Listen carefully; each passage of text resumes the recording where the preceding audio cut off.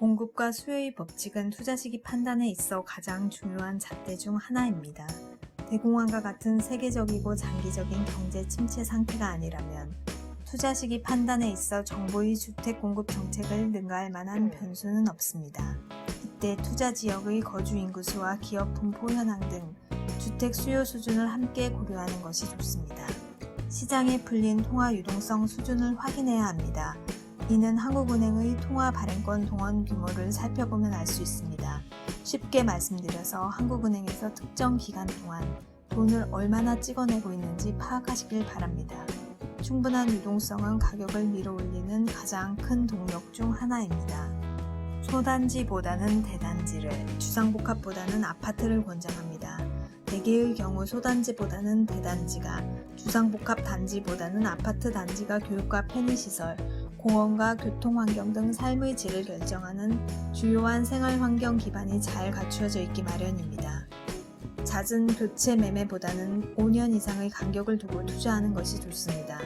부동산은 여러 투자 대상 중에서도 가격 규모가 매우 큰 투자군으로서 교체에 따른 비용도 커서 관련 부대 비용을 절대 만만하게 봐서는 안 됩니다. 서울 평균 시세 아파트 두세 번의 교체 매매만으로 어지간한 대기업 한 해 연봉이 증발할 수 있으니 사전에 꼼꼼한 체크가 필요합니다. 여차하면 내가 거주해도 좋은 곳이어야 합니다.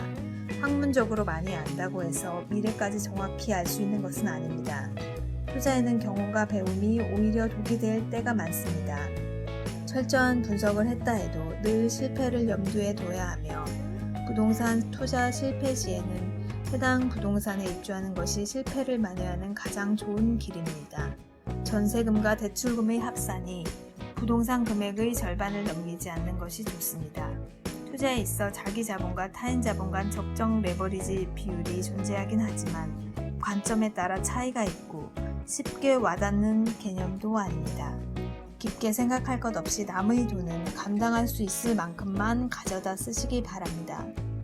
물론 내 자본만으로 투자하는 건 역시 올바른 투자 방법은 아닙니다. 저는 나라 경제가 반 정도 망했을 때 제가 견딜 수 있을 정도로 한도를 설정해 봤습니다.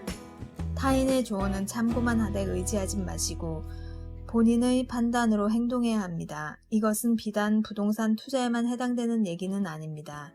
인생을 살면서 우리는 타인에 의지하지 말고 자신을 자신의 피난처로 삼아 자기가 자기의 주인이 되어 살아야 합니다.